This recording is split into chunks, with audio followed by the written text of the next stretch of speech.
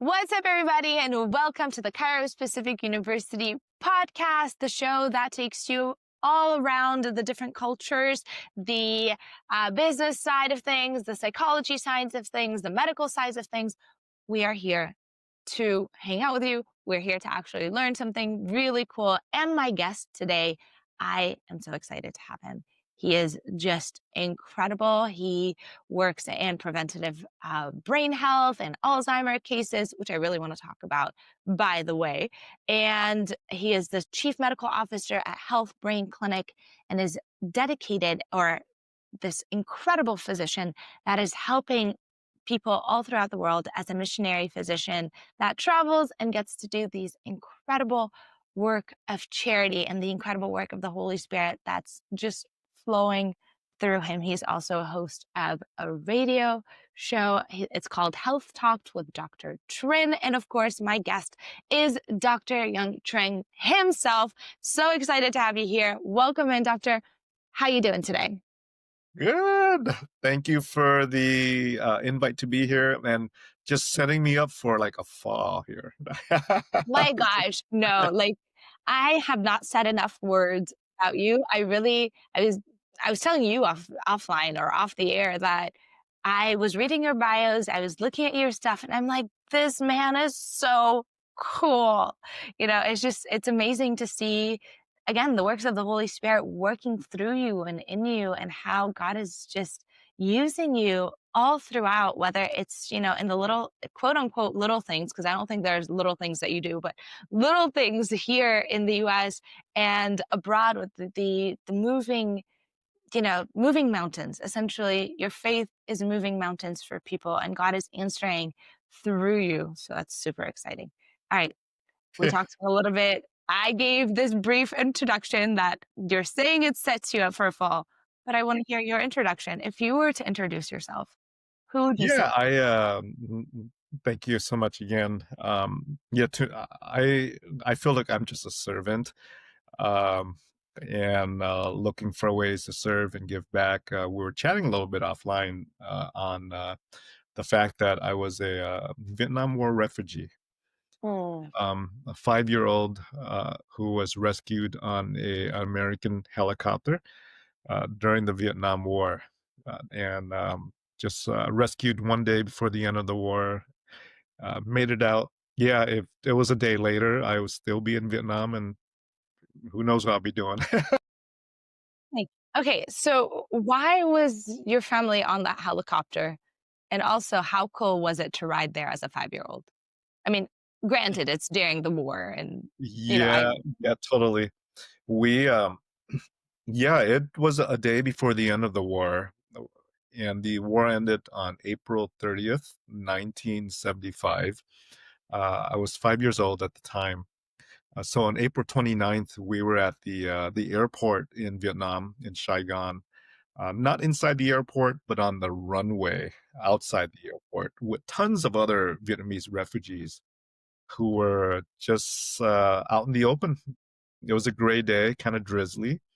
It was loud. People were screaming, yelling. We heard a lot of gunfire and shooting because it was just a day before the end. So they were already fighting street to street in the city of Saigon, which was the capital at the time. And I saw these big black helicopters uh, land hundreds of feet away. So they were these they were called Chinook helicopters. They were double rotored like this, big black, kind of like pickled looking. It was super loud because these helicopters were loud. We had no ear protection. It was super windy under these propellers that was just going like this, and we're just out in the open. Um, but it was a very chaotic day. It was sometime in the morning, and it was gray and drizzly. But as these loud, windy helicopters landed, the back of the helicopter came down, and I saw like a bunch of people run into the helicopter, and the helicopter would close up in the back, and it would take off, and then another one would land, and the back would come down. Lots of people would run in, and it would take off. And then eventually there was a helicopter that landed probably a few hundred feet in front of us, about 300 feet. Loud, windy.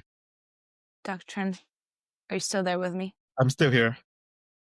Yeah. You froze. I couldn't. Yeah, I'm still here. Yep. I lost you for a second. Okay. Oh no! Internet? I think so. I think they're renovating the house. My parents are Uh-huh. renovating the house. I think there's something going on with Okay. people moving things. No worries. Hey, you can come to my podcast and then we could do an interview. One, I'd love to be on your podcast. Two, we gotta do this one first though. Yeah. Okay. So Totally. let me restep. Okay, so you had people running into these helicopters. Was that something that your parents were going to do? Was it like, were they fighting for these spots? Or Yes, yes, what we was were the case? What fighting. was going on? It We knew it was the end of the war. I personally didn't know. I was only 5, but apparently all the adults know the war was ending. And so Mm. this is like a route to escape Wow. Okay. because otherwise you would be stuck in Vietnam, and you would be under communism rule. So this helicopter finally landed, super loud, super windy, about 200 feet in front of us. The back would go down, and we were told it was our turn to run.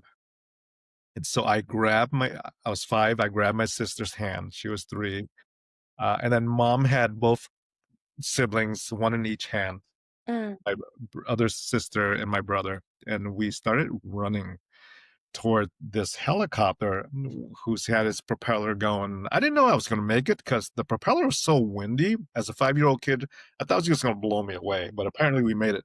We made it to the back of the helicopter. And I saw the back, I saw the ramp, I saw 2 rows of seats. And there was a serviceman standing on the right side with his helmet on, and I saw his gun, his pistol he's holding.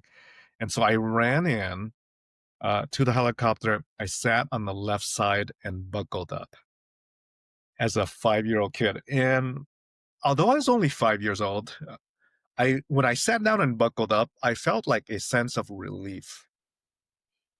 And it was because my memory as a child growing up was memory of the war. So we would like at night, we wouldn't necessarily sleep on top of our bed. Often we would sleep like underneath our beds because we would look outside and then we at the window and we see flashes of light, and we knew they were fighting at night with these flashes of light. So we were always afraid like the roof would fall down, right? And the house would collapse. So we would spend a lot of evenings underneath our beds, sleeping underneath. And then some days we would hear like the Viet Cong, which is like the guerrillas on the other side. They would be patrolling outside our house, and you could hear them. So many nights when you hear them outside, we would all go into a bedroom and just huddle in there, hoping they don't come in. So that's kind of like my memory of Vietnam. I remember being interrogated as a 5-year-old kid, 4 or 5-year-old, by the Viet Cong. So from these memories, it was why I felt a sense of relief when I sat down in the helicopter and buckled up. And what happened after that was that the back of the helicopter would close and the helicopter would start lifting up. And so I saw the city of Saigon. And as it got higher, I saw the green jungles of Vietnam as we were flying higher in the helicopter. And then it went over the ocean and I saw just blue waters. I had no clue where we were going, right? 5-year-old kid. And so this helicopter landed on an aircraft carrier called the USS Midway. Mm. And I think it's currently docked in San Diego, the Midway. So I was on the Midway as a 5-year-old kid Oh on my April gosh, that's 29th, crazy. That's 19, insane. yeah, 1975. The Midway was out there, and so I was there on that ship. And we got off the helicopter. We're on deck atop the Midway. We spent like all afternoon there, and I saw like Vietnamese helicopters escaping because they knew like the war was ending, and so these Vietnamese helicopters would land. The pilot gets off, his family gets off, and I saw people like push these helicopters, these Vietnamese helicopters overboard into the ocean. So these gigantic helicopters would like roll over off the edge of the aircraft carrier and just crash into the ocean and sank. So I saw a bunch of that because there was like no room for Vietnamese planes or helicopters, so they were only land temporarily and they were pushed off. Um, so that was kind of our escape. Um, from there, from there that evening, we all left onto these. We all got into these little boats. They're like landing crafts, like the Marines would use when they land on, to attack, the sea, the sand or the shores. So we were putting these little landing crafts, and a bunch of us Vietnamese were like crunched up like sardines, and we would leave the back of the midway, and so it would be like bobbing up and down the water. These little landing crafts we were in. I had no clue where we're going, other than the fact that we left the Midway aircraft carrier. And so the landing craft met up in the middle of the ocean with a transport ship, this big transport ship. So I remember like jumping from the landing craft and grabbing onto the ropes that were dangling off the transport ship, because that's how you got on the ship. You got to catch onto the ropes and then climb up. So we did that. A bunch of us just jumped from one boat, the little line craft, catch onto the ropes, climbed up. I remember the babies had to be kind of tossed over from the landing craft, and somebody on the other side had grabbed them um, to get the babies up. So we all went. So eventually, we got on top of these transport ships. We slept on the deck for days, just on top of the deck, um, hardwood floor. Um, at night was interesting because at night you would see nothing but like the stars in the sky and little specks of lights from other boats. Was at night. During the day, the one good meal during the day was during lunch, where each family got a plastic Ziploc bag of some hot rice and tuna. So that was pretty cool. And so we spent days on this transport ship. It dropped us off at an island called the island of Guam, Guam. And apparently back then, Guam was like, there was an Air Force base there. So we slept with the Marines in Guam or the military in these little Quonset huts, these little round huts. And I slept on these, I don't know, they're like, yeah, they're not really beds. They're kind of like whatever. Uh, but we stayed in Guam for a while. We ate chow with the Marines. And we weren't allowed to enter the United States unless we had a sponsor. Mm. And so we're like, you know what? We're pretty much stuck here. We don't know anyone in the US, so who the heck would sponsor us, right? So so we spent a few months in Guam, and then one day we were told we had a sponsor. And we're like, what? Who would sponsor us? We don't know anyone. It turns out that the sponsor was a church, and it was my introduction to God. I grew up Buddhist, and my mom is currently like a Buddhist nun. Grandma was a Buddhist nun. Uncle's a Buddhist monk currently in Vietnam. My schooling in Vietnam was at a Buddhist monastery. Have never heard about Christianity or God or anything of that sort. But my first introduction was God was a church that had sponsored us into the United States. Because we had a sponsor, yeah, we hopped on a plane and flew from Guam and landed in Orange County at the El Toro Air Base, which is now the Great Park. Wow. Before the Great Park in Tustin area, it was an air base for the Marine Corps. And so we landed there in 75. We got off of the plane, hopped on these big black buses that took us down to Oceanside, where Camp Pendleton was or is. Mm. It's big That's old Marine. the YMCA one, right? That's Yeah, Camp wow. Pendleton is like, yeah, a big marine base that's there. Okay, okay, that's where it's right next to it. Okay, got it. Yeah, yeah, right next to it in Oceanside, and so we stayed in Camp Pendleton, in these big giant tents that were set up for us refugees, and slept on these cots, watched, like, the rattlesnakes go back and forth all day, um, and then dad escaped on his own and met up with us in Camp Pendleton. Wow. So we were reunited, with dad. This is all the way back in '75. That's like 50 years ago. Pretty crazy. Yeah. Uh, Well, first of all, you look like you're 30, so I don't know where you got the rest of those it's the years. longevity science group. Right, exactly. Longevity science group. It's yeah, it works as a Yeah. testament, Oh yeah. but So yeah. Um, what an incredible story, like, it was our start. It was our start, and it's why I feel like, what I do today, I'm just so grateful for the opportunity to give back, serve back, and everything we do today is just it's just one big ministry. so many questions. Like, this is just my mind is I'm like, Yeah. I wanted to interrupt that story so many I'm like, "Wait, hold on, what Yeah. happened? You did what?" Okay. So, as a 5-year-old, Yeah. it really stayed with you, one these core memories. And Yeah. it's hard for a 5-year-old to remember things like that, but when it's so impactful, you Yes. remember it. Yeah. Where did you go from there internally? So now you do Alzheimer research, so you know a lot about memory, you know how it affects people. So Absolutely. looking back at your childhood, where did you go from there? So How did you cope with it? so you can either go one of two ways. You can either have PTSD and Mhm. mental health issues, or in my case, I found God, or God found me.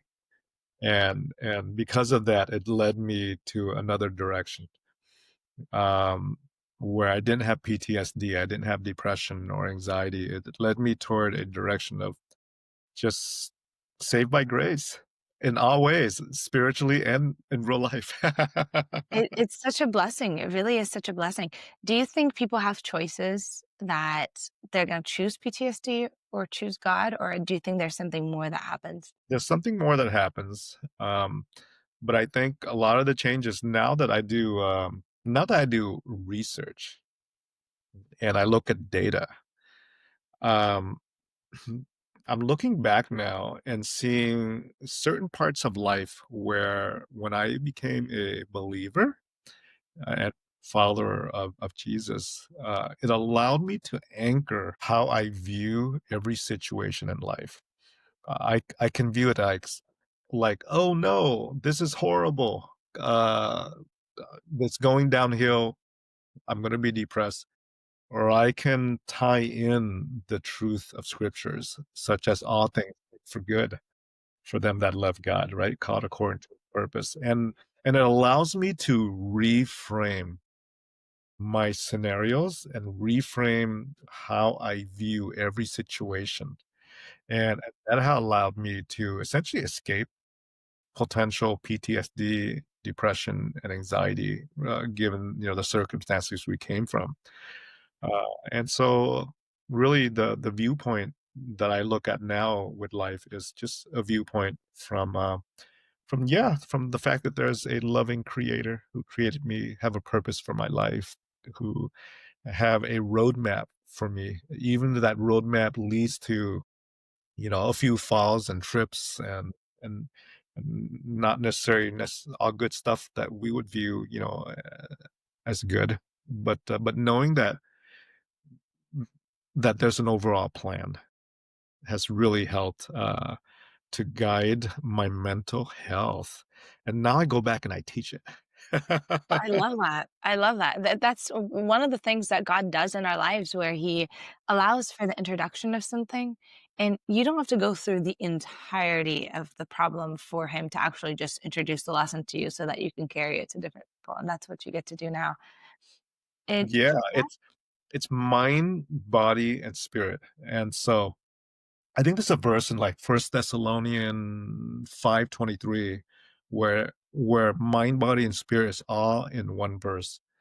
Um, and I see the entire connection now as a researcher, Mm.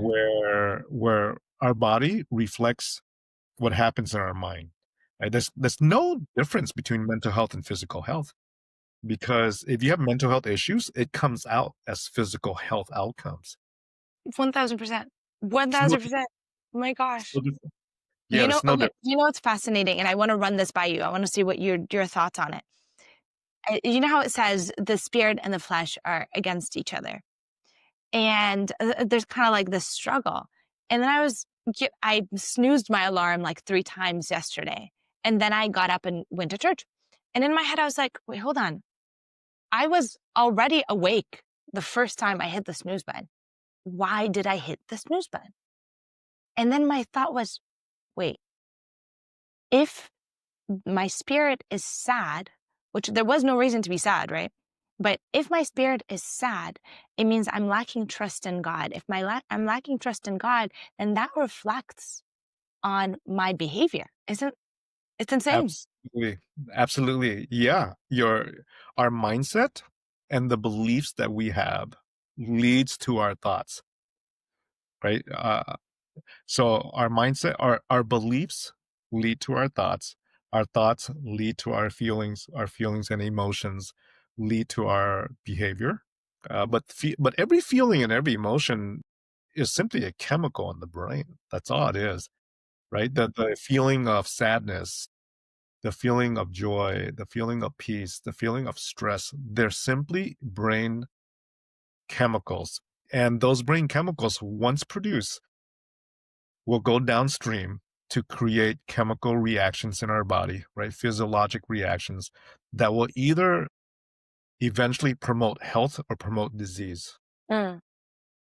And it all starts up here with what we think. And what we think is grounded to our childhood, grounded to what we were taught. And these beliefs are either beliefs that will help us or beliefs that are limiting beliefs, right? And the limiting beliefs are the ones that will hold us back from our full potential with that. And we can dig into this for hours, right? But I see the neuroscience behind it as a researcher, that it's all connected, the body, the mind, and the spirit with that. And it's great being able to look at it from a scientist perspective. It's so fascinating. Have you looked into epigenetics? Absolutely. I know it very well. Your emotions will affect your epigenetics, Mm. because gene expression is driven by your emotions, and your emotions are driven by your thoughts. So an emotion isn't something, just emotional. An emotion is a chemical, Mm. and that chemical turns on or turns off genes. And it will turn on genes or turn off genes that will lead to the expression of protein that will either go on to promote health or promote disease. So everything is connected. It's Yeah, so intricate. It's so intricate. it's Do you so I know that, like, when there is a pregnant woman and she's feeling stressed, then her child feels that stress, and then it carries through outside the womb. Do you think that there is, based on research that you've seen or you've read, or you've conducted, there is a carrying from one generation to another? So could, for example, let's say the famine that happened, whatever, 150 years ago, have an effect on the person, like the great grandchild the of a person? the answer is yes. Oof. The Okay. answer is yes. And I'll tell you why a mother who goes through stress ends up with a child that has a higher propensity for stress. Is because, let's say you're stressed, you produce stress hormones, Mm, right? Stress hormones is the result of emotional stress. And so these stress hormones could be, for example, cortisol. So we know that chronic cortisol production leads to all kinds of health issues, right? It leads to obesity, diabetes, hypertension, stroke, heart attack risk. It leads to a dysfunction of your immune system, which increases the risk for cancer, right? Chronic cortisol. So cortisol that's being released, there are many hormones that passes the placenta. Okay. Mhm. And when it passes the placenta, it reaches the child. And that child is now exposed to cortisol, Wow. right? That's not it's like a mother who uses drugs, who's pregnant, and it leads to babies who are born deformed because Wow. the drug passes through the placenta and the child is now exposed to that. But it doesn't have to be an exogenous drug that you're taking because the drugs you're making is all in your brain. It could be cortisol, it could be other chemicals. Like your brain has the entire pharmacy already there without taking a prescription. So would you say that would you advocate for not taking medication and regulating certain behaviors or certain thought processes, or where would you say like, oh, like this is good to take a medication for it? I think there's a place for everything, Mm, including medications, right? I mm, mean, if you got pneumonia, you're not gonna not take antibiotics, mm. Yes, yes. right? Yeah, so there's definitely a place for medications. Um, but my thought is that, you know, your food should be your medicine, right? Your Wow. lifestyle should be your medicine. How you live is medicine. Uh, or how you live or with your food and your lifestyle could also be poison. It can go either way. What would you recommend in terms of food that would help change the brain or would help you produce better things versus the things that are common? Because I don't think anybody is out here like eating, junk food like all the time, right? And so Yeah. we're in a society where we're trying to make healthier choices. Yeah. What is healthier choices? So in the world of longevity science, Mm. right, where people live to like 100 years old, there are these areas around the world called the blue zones, right? Have you heard the blue zones? I've heard something in can't remember what part of Asia, but there Yeah. are a few of them. I want to say Korea, but I feel like I'm wrong.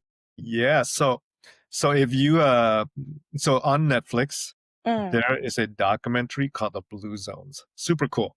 And what they do is they talk about locations around the world where people live to 100 years old with their health, with their brain, and that's normal for them. And so these locations around the world, it includes Okinawa, Japan. Japan. It includes areas in Costa Rica, southern Italy. And there's even a blue zone out here in Southern California, and that blue zone is Loma Linda. No way. Huh? As I Right? literally next door. Yeah, literally next door, where people live to 100 years old, and it's normal. And so USC has an Institute of Longevity at USC where they do research on longevity and why people live to 100 years old. And so they send researchers to live among the people in the blue zone to collect data to find out what are these people doing that they're living to 100 years old. Hmm. And so, yes, there is a diet that they all share and it's really neat. There's like 8 things actually where that are common among all these blue zones around the world. There's like 8 common things, and I give like 1 hour lectures on these things, right?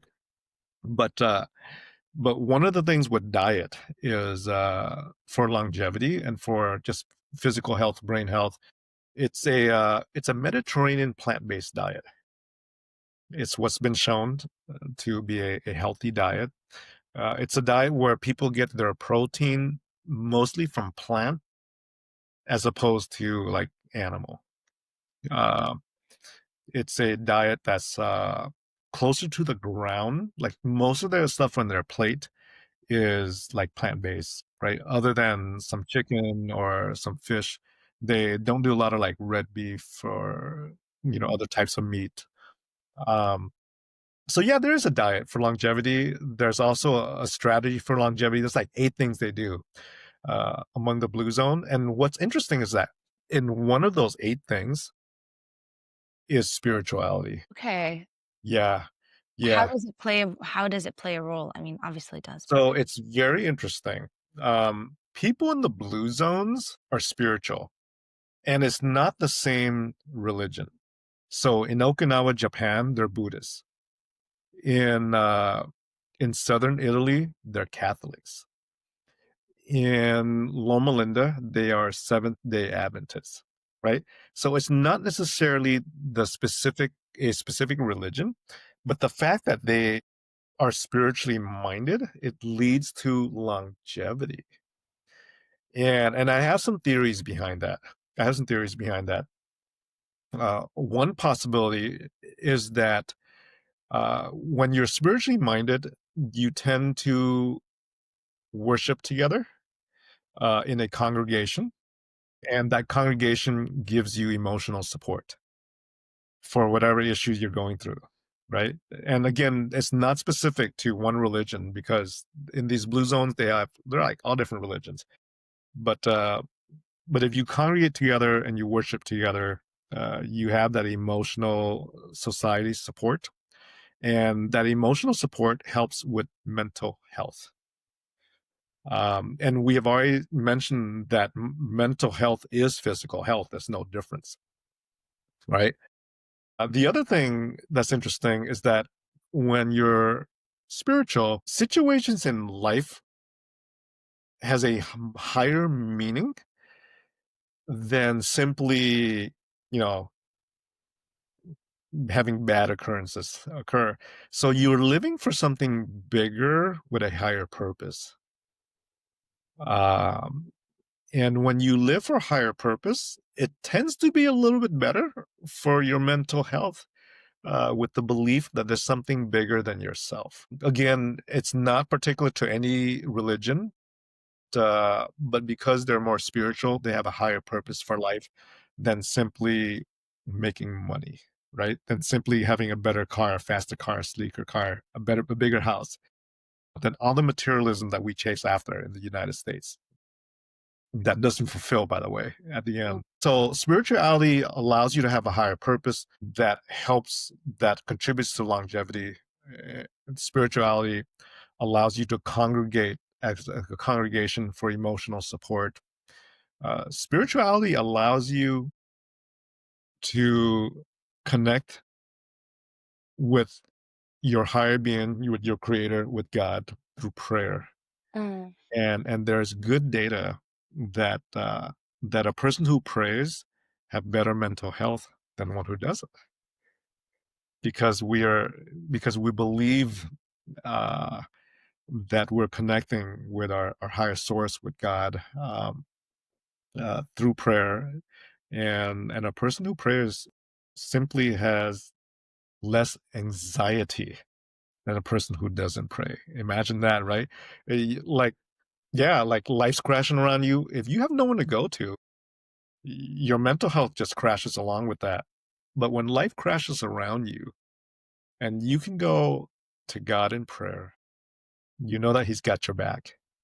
And you know that even if, you're not getting what you want in out of this situation, you know that, nothing passes through without God's approval, and the fact that He knows already that you're going to go through this.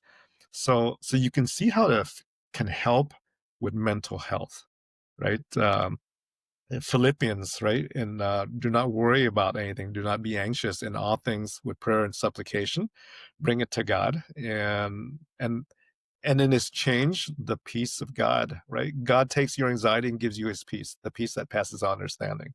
And Thanksgiving, right? Thanksgiving, yeah, Thanksgiving. Adding absolutely, that into the mix is absolutely. Having a thankful heart, right? An attitude of thankfulness. So yeah, this is all connected to longevity, and this is how spirituality is connected and shown in research for longevity. Is super cool. It's going from that, getting deeper into the weeds of science here. Have you heard of the sympathetic nervous system, fight or flight? Okay, so we have a nervous system, We call it the autonomic nervous system. It's a nervous system that is running in the background as we are alive. We don't think about it. The autonomic nervous system, for example, controls our breathing. We don't have to think about breathing, right? Like I'm just breathing. The autonomic nervous system thinks about your heart beating. We don't have to think about our heart beating, it's just beating. And so there's a lot of things that go on in the background of our physiology that just keeps us living alive that we don't physically have to purposely think about. That's called the autonomic nervous system. And so in this nervous system, you can be either of one of two states. You can be in a state of the sympathetic nervous system, which is a state of fight or flight.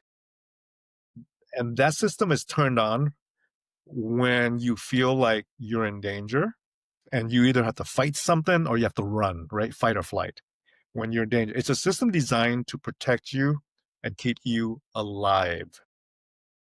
It's a system that God designed, for example, in the thousand years ago when we were living, I guess, in caves or when we had to hunt for our food, right? That system was needed because when you're walking around, you got to look and make sure that a saber-toothed tiger doesn't attack you because you're just surviving, right? You got to make sure that you have your spear ready to hunt for your food.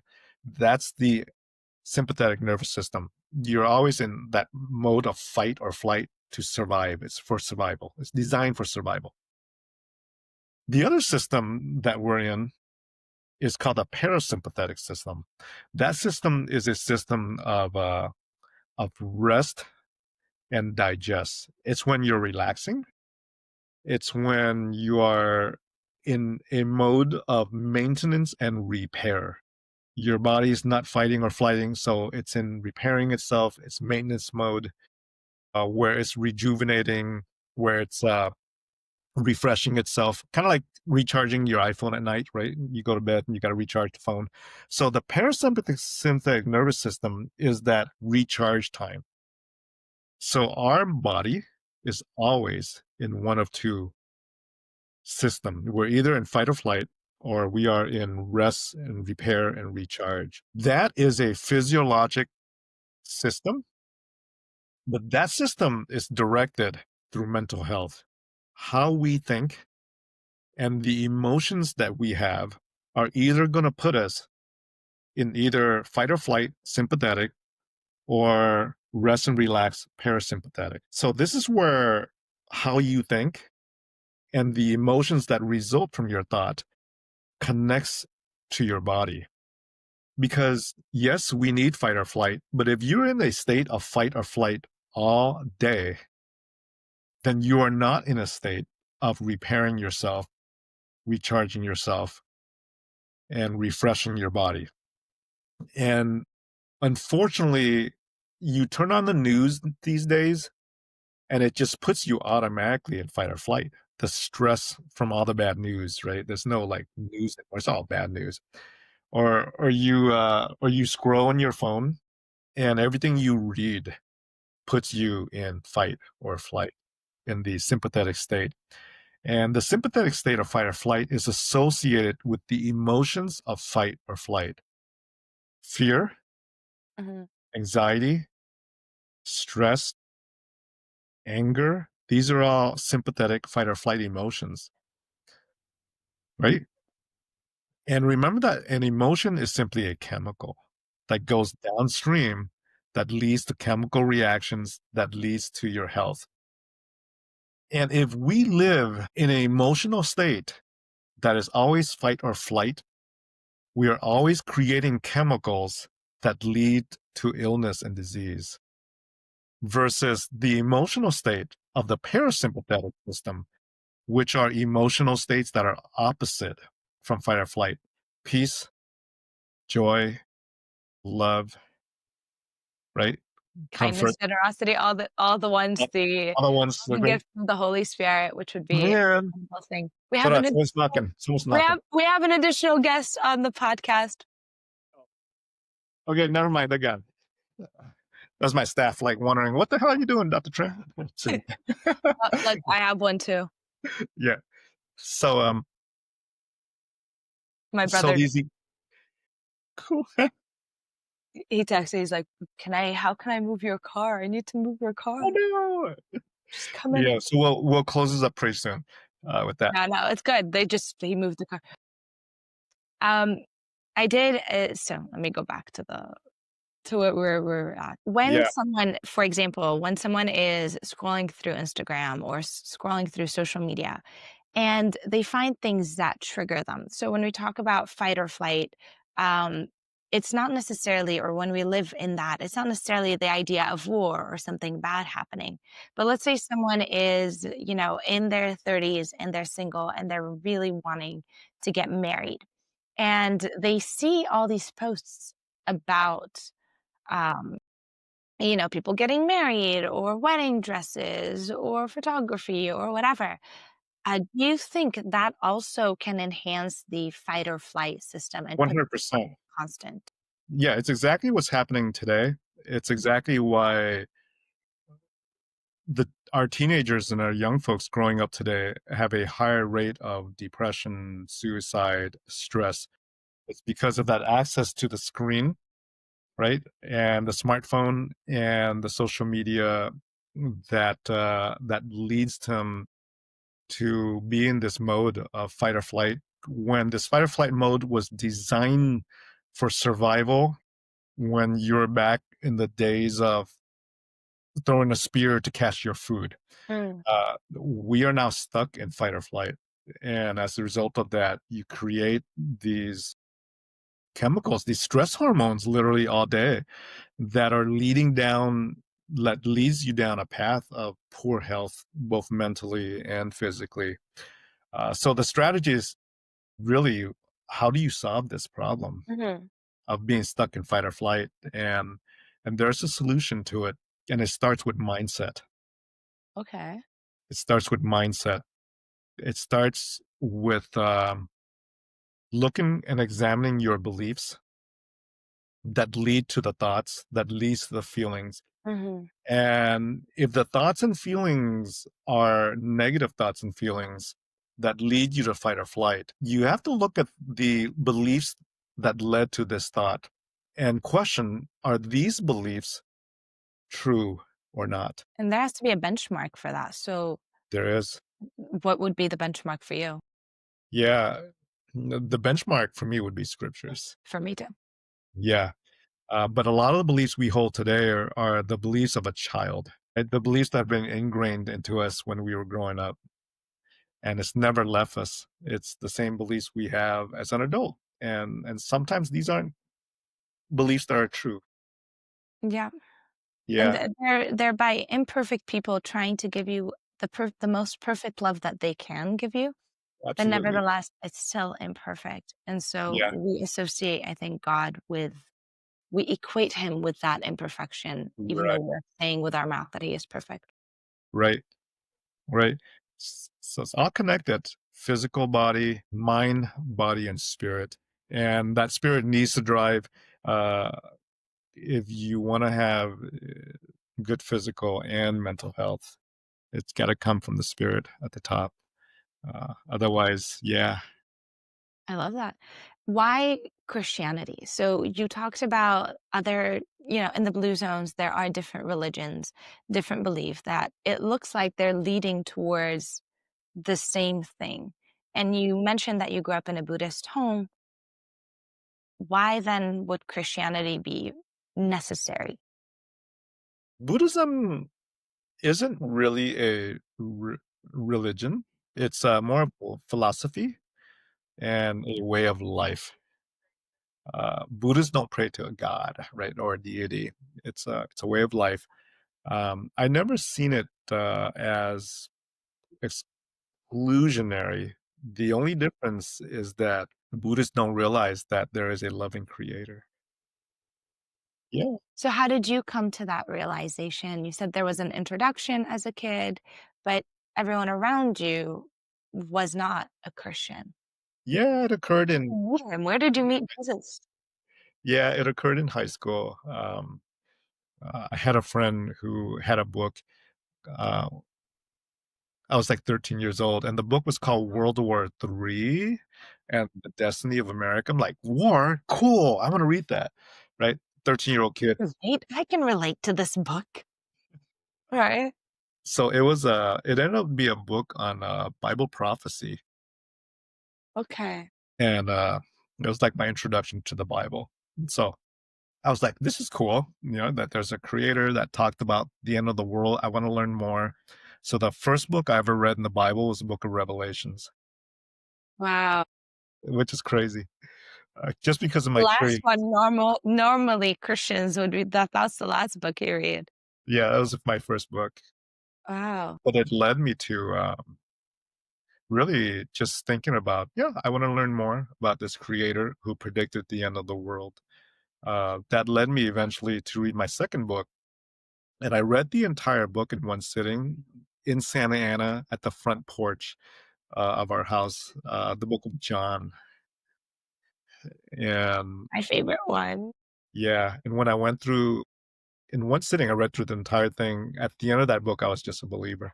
There was, like, no official Yeah. prayer, nothing. I was just yeah, it just I was convicted that, yeah, there's a loving God. I was a sinner and needed him, and, be What a blessing. believed it that night. Yeah, Praise be to God.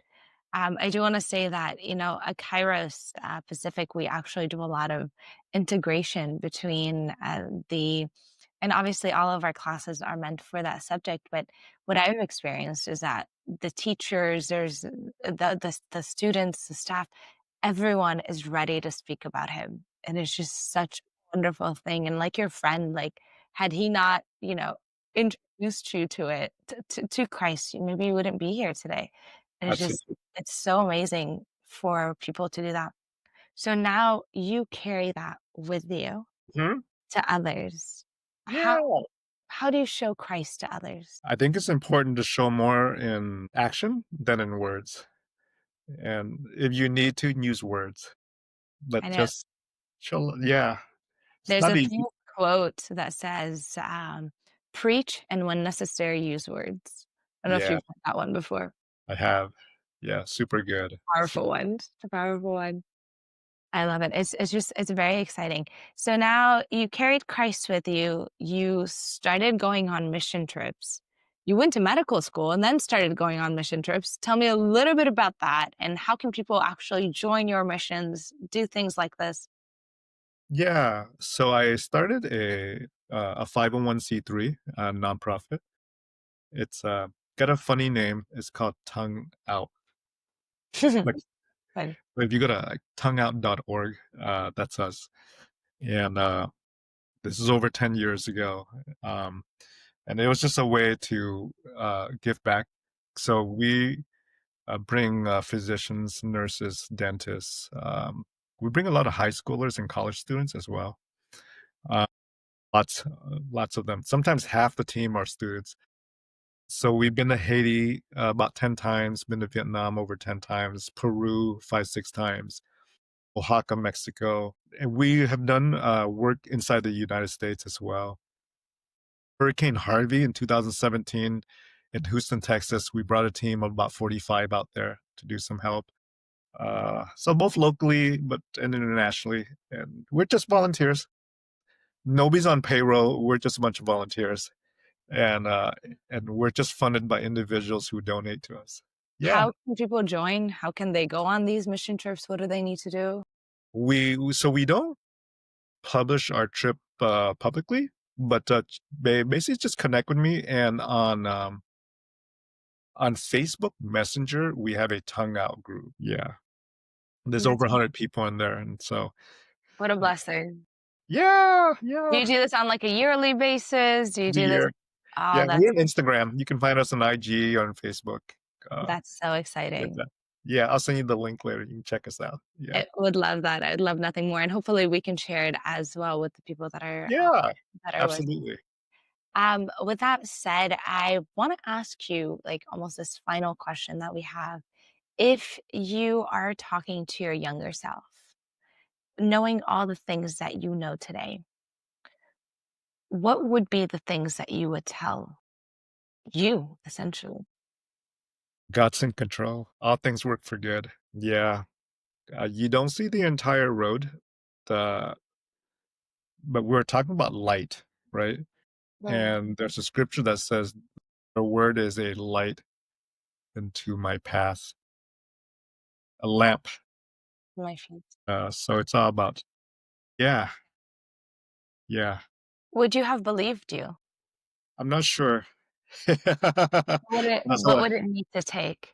So if, there's a I young man would, I that is would. like you today. Yeah, I would. I always kind of knew, uh, even before high school, that there was a creator. I just didn't know who it was. Mm, That inner, yeah, voice. Yeah, so super good. I love that. Dr. Trinh, thank you so much for being here with us today. Good to Honestly, see you. I honestly have so many other questions, but I know we're restricted on time. So hopefully we'll get a chance to talk some more. It's such a blessing to have people like you doing the work that you're doing and loving the way you're loving, regardless of what's going on. And that the story of the war is such a testament to overcoming and continuing and not letting anything stop you. So again, thank you so much for being here with us. If people want to connect with you, where could they find you? Where would you want? Is there a book that you want to recommend to them? Anything that you They, want to leave they them with can today? they can find me on LinkedIn or Facebook. Yeah, and in Facebook, it's under Health Talks with Dr. Trent. Okay, Health Talks with Dr. Trent. Yeah, It is on. I believe it was on a radio in OC as well. If I'm not wrong. Okay. Oh, that's incredible. That's a wonderful thing. And the last thing is where can they get those seminars? Because you did mention that you do hour seminars on these topics. I do. How, They would where, have to when, go they would go on my newsletter, which I have, and and I'll send you the link. where's I'll that send news? you I do a newsletter that updates folks on our talks and seminars on a Okay. monthly Is there a basis. website that I can maybe share with a group right now that you could give them? Maybe, healthybrainclinic.com? Let's see how Healthybrainclinic.com is where I'm at. healthy brain clinic. Yeah. All right, let me share this page so that people can actually see what we're talking about. This is the incredible page there. Ooh, look at Yeah. that. I love it. Seminars, very cool. And there. Yeah, that's kinda what we do. Oh my gosh, it's all the right there. What an incredible thing. Also, Facebook, Yeah, YouTube, let's see. YouTube, it is, ooh, my bad. It's yeah, OC Talk, OC Talk radio. This is where it's at, and that's very exciting. Well, yeah, cool. once again, thank you so much for being here with us today. And for those of you who are listening and watching, if you want to connect with Kairos, let me make sure that you guys can see uh, Kairos. Oh, one second. There we go. This is our Instagram. For people who are there and you're trying to find us, this is where it is. It's Kairos Pacific Nice. KPU underscore California. This is where all of our stuff is going to be posted as well. And if you want to connect with me, you can find me at The Word with Rita, and I will be with you in the next episode.